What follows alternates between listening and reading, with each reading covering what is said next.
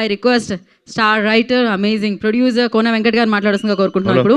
Hello first of all media మిత్రులందరికీ ఇక్కడ వచ్చిన వాళ్ళందరికీ బిగ్ థ్యాంక్స్. ఎందుకంటే మీకు సినిమా ఏమాత్రం బాగున్నా, ఎంత బాగుంటే దాని ఆకాశం అంత ఎత్తు పెంచుతారు. ఇలాగ ఈ మధ్యన రిలీజ్ అయిన ఎన్నో సినిమాలు దానికి ఎగ్జాంపుల్స్. అలాగే నేను నా లైఫ్లో, నా కెరియర్లో నేను బాగా ప్రేమించే వ్యక్తులు, నన్ను బాగా ప్రేమించే వ్యక్తులు అందరూ స్టేజ్ మీద ఉన్నారు. వీళ్ళందరూ ఇంక్లూడింగ్ మా తమ్ముడు తమన్. నేను తమ్ముడు తమన్ అంటుంటా. వీళ్ళందరినీ నేను ఎందుకంటే ఫస్ట్ మా సినిమాకు సంబంధించిన talkie fun part whatever ప్రపంచాన్ని చూపించబోతున్నాం. నేను ఇష్టపడే, నేను ప్రేమించే వాళ్ళ మధ్య జరగాలని నేను వీళ్ళు ఏరి కోరి పిలుచుకున్నా. అలాగే ప్రతి సినిమాకి ఏదో ఒక సినిమా ఉంటుందన్నమాట, ఒక లీడ్. ఈరోజు ఈ సినిమా జరగడానికి కారణం నిన్ను కోరి అనే ఒక సినిమా. శివ అనే ఒక డైరెక్టరు ఒక మీనింగ్ఫుల్, ఒక గుండెలోంచి వచ్చిన ఒక లవ్ స్టోరీకి ఎంత వాల్యూ ఉంటుంది అన్నది, దాని యొక్క ఆ సక్సెస్కి ఎంత ఇంపార్టెన్స్ ఉంటుంది, జీవితాంతం ఒక మెమరీలాగా, ఒక మంచి జ్ఞాపకంలాగా అతను నాకు ఇచ్చాడు. ఆ సినిమా అది రావడం వల్లే ఈరోజు బ్యాండ్వాళ అన్న సినిమా వచ్చింది. దాని వాల్యూ ఏంటో నాకు అర్థమైంది, దాని టేస్ట్ నాకు అర్థమైంది. నాకు బాగా గుర్తు. నాకు ఒక ఫ్రెండ్ తను రికమెండ్ చేసినప్పుడు తన నెంబర్ ఇచ్చాడు. ఒక మంచి స్టోరీ ఉంది శివ దగ్గర అని. నేను శివకి ఫోన్ చేస్తే తను అప్పటికి ట్రైన్లో ఉన్నాడు, వైజాగ్ వెళ్తున్నాడు.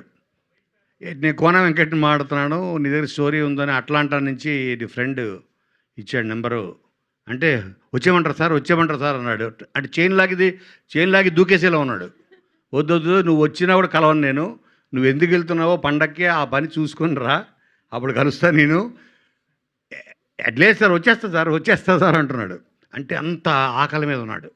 తన ఫీలింగ్స్, తన ఎమోషన్స్ తను రాసుకున్న కథ ద్వారా అని ప్రపంచానికి చెప్పాలన్న ఒక ఆకలి మీద ఎంతోమంది ఉంటారు. అందరూ మనకు తగలరు. ఎక్కడో ఒకడు ఆ దేవుడు రాసిపెట్టి ఉంటాడు, నాలాంటి వాళ్ళని ఎంచుకుంటాడు. నీ ద్వారానే నీకు బాధ్యత ఇస్తున్నాను, ఒక మంచి డైరెక్టర్స్ని, మంచి దానివల్ల 100 కుటుంబాలు బాగుపడతాయి అని నన్ను ఆ దేవుడు ఎంచుకున్నట్టు ఫీల్ అవుతా. అలాగా తను నా ఆఫీస్కి వచ్చి, నా ఆఫీస్లోనే ఒక రూమ్ని బెడ్రూమ్ కింద మార్చేశా. అక్కడే ఉండి 3 నెలలు. ఆ తర్వాత వెళ్ళి నానికి చెప్తే నిన్ను కోరయింది. అది ఒక మెమరబుల్ ఫిలిం నాని ఫిల్మోగ్రఫీలో. ఈరోజు తన బర్త్డే కాబట్టి ముందు నేను ఆ సినిమా గురించి చెప్పాలనుకుని చెప్తున్నాను. అలాగే ఆ రోజు ఎలాగైతే తను నా ఆఫీస్లోకి వచ్చి తను చెప్పినప్పుడు ఆ జెన్యూనిటీ, తను నోటితో చెప్పట్లేదు, తన గుండెతో కథ చెప్పాడు నాకు. తన గుండెతోటి లోతుల్లోంచి అతను చెప్తుంటే కన్నీళ్ళు వస్తున్నాయి. అసలు ఇంత అద్భుతంగా ఏంటో ఒక ఇంతమంది మన మధ్యన ఉంటారు, ఎంతో కొద్ది మంది మీద ఆ ఫోకస్ లైట్ పడుతుంటుంది. ఆ ఫోకస్ లైట్ ఆగినప్పుడు మనకి వాడి వాల్యూ తెలుస్తుంటుంది, లేకపోతే తిరుగుతూ ఉంటుంది అది. అలాగే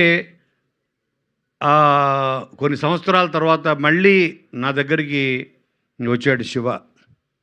సో నేను అదే అనుకున్నాను, సతీష్, అటు శివ ఇటు సతీష్. అలాగే ఒక ల్యాప్టాప్ వేసుకొచ్చి ఓపెన్ చేసి సాంగ్స్ పెట్టాడు, ఇది పెట్టాడు, నుంచున్నాడు, డ్యాన్స్ చేస్తున్నాడు, చెప్తున్నాడు. నాకు ఎగ్జాక్ట్గా మళ్ళీ ఇంకొక శివని చూసినట్టే ఉంది నాకు. అండ్ అదే హార్ట్ తోటి, అదే గుండెతోటి మళ్ళీ నాకు కథ చెప్పాడు. అదే బ్యాండ్ మేళం. అది చూసిన తర్వాత నేను ఒకటే అనుకున్నాను, ఎందుకంటే ఇది ఒక 10th క్లాస్ నుంచి ఒక డిగ్రీ ఫైనల్ ఇయర్ వరకు, ఒక ఇంజనీరింగ్ ఫైనల్ ఇయర్ వరకు జరిగే ఒక ఇద్దరు బావమర్దల ట్రావెలే ఈ లవ్ స్టోరీ. అన్ని లవ్ స్టోరీలో ప్రాబ్లమ్స్ ఉంటాయి, కాన్ఫ్లిక్ట్స్ ఉంటాయి. వీళ్ళ లవ్ స్టోరీలో ఉన్న కాన్ఫ్లిక్ట్ చాలా కొత్తది. అది మీకు సినిమా చూస్తేనే తెలుస్తుంది. లాస్ట్ 20-30 మినిట్స్ మిమ్మల్ని కట్టిపడేస్తుంది. ఇంత చిన్న పిల్లలు. నేను అనుకున్నాను ఈ కథ ప్రపంచంలో ప్రతి తెలుగువాడు చూడాలి అంటే అందరికీ తెలిసిన వాడి ద్వారా చెప్పాలి కదా. అందుకని నేను వీళ్ళిద్దరిని చూస్ చేసుకోవడం జరిగింది, రోషన్ అండ్ శ్రీదేవిని. ఐ నీడ్ బెస్ట్ యాక్టర్స్, ఆ ఏజ్ గ్రూప్ సూట్ అవ్వాలి, ప్లస్ ఆ పెర్ఫార్మెన్స్, ఆ క్యాలిబర్ ఉండాలి, వాళ్ళకి నవ్వించాలి, ఏడిపించాలి, అన్ని రకాల ఇది చేయాలంటే ఆ క్యాలిబర్ నేను వీళ్ళిద్దరిలో చూశాను. And thanks to Nani again, వీళ్ళిద్దరిని పరిచయం చేయడం వల్ల, వీళ్ళు ప్రపంచానికి పరిచయం అవ్వడం వల్ల నేను చాలా కాన్ఫిడెంట్గా, నేను ఎన్నో దాంట్లో చెప్పాను. చాలామంది అన్నారు నాని అంత గొప్ప యాక్టర్ అవుతాడు అని. చాలామంది కొంతమంది హట్ అయ్యారు.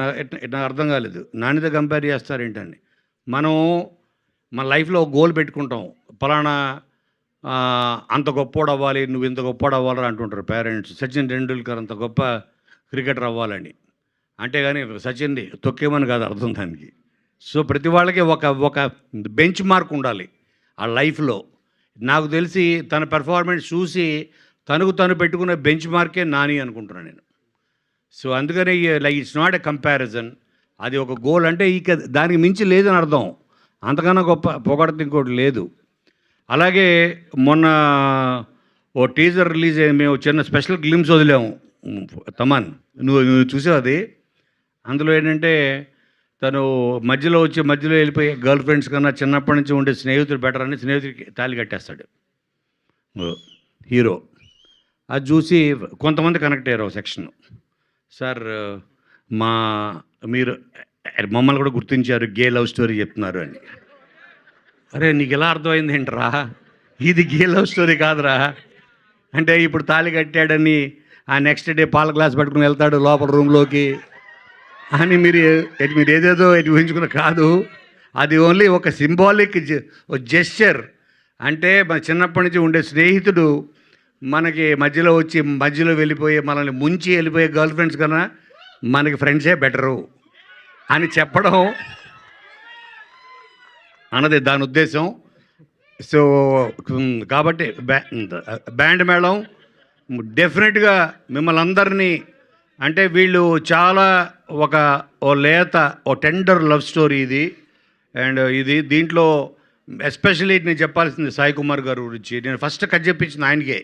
ఆయన చెప్పిస్తే నేను సతీష్ని పంపించే ఇంటికి పంపిస్తే ఆయన స్టోరీ విని ఆయన నాకు ఫోన్ చేశాడు, నీ దగ్గరికే ఎలా వస్తాయి కోన ఇలాంటి కథలు అని. నిన్ను ఎత్తుక్కుంటూ ఎలా వస్తాయి, లేకపోతే నువ్వు ఎత్తుక్కుంటూ వెళ్తావా, అవి నిన్ను ఎత్తుక్కుంటూ వస్తాయని.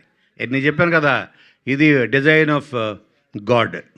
ఆయన నన్ను ఎంచుకుంటున్నాడు, నువ్వు ఇలాంటి కథలు పాప వీళ్ళని తీసుకురా బయటికి, వీళ్ళని ప్రపంచాన్ని పరిచయం చేయని.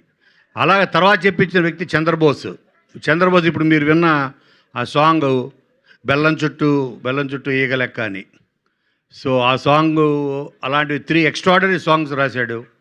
అలాగే కాసర్ల శ్యామ్, ఇలాగ ద బెస్ట్ టెక్నీషియన్స్ ఇవ్వాలి మన సతీష్కి అని నేను చేయగలిగినంత support, not only as a producer, క్రియేటర్గా, screen play side, whatever the best టెక్నీషియన్స్ని ఇచ్చి రేపొద్దున ఈ 13th నాడు మీ ముందుకి తీసుకొస్తున్నాం. ఇది యాదృచ్ఛికంగానే అనుకోకుండా అదే రోజు అవ్వడం అన్నది కోర్టు, అది కూడా like it's design of the God.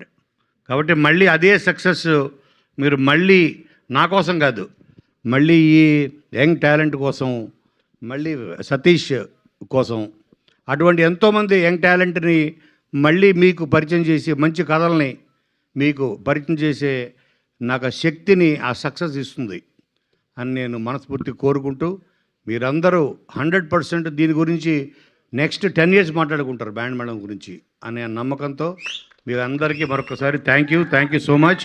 Thank you తమ్ముడు Thaman, thank you so much for coming. నువ్వు రావడం వల్ల ఇది చూసావా, ఇక్కడ కొంతమంది కొణిదలు అంటున్నారు, కొంతమంది నందమూరి అంటున్నారు, కానీ దీని మాత్రం నాకు ఎప్పటికీ తమ్ముడు తమ్మనే. థ్యాంక్ యూ కోన గారు. మీరు రాసిన సినిమాలు చూసాము, మీరు ప్రొడ్యూసర్గా తీసిన సినిమాలు చూసాము, ఈ సినిమాలో మీరు చేసిన డ్యాన్స్ని కూడా చూసాము. Thank you so much.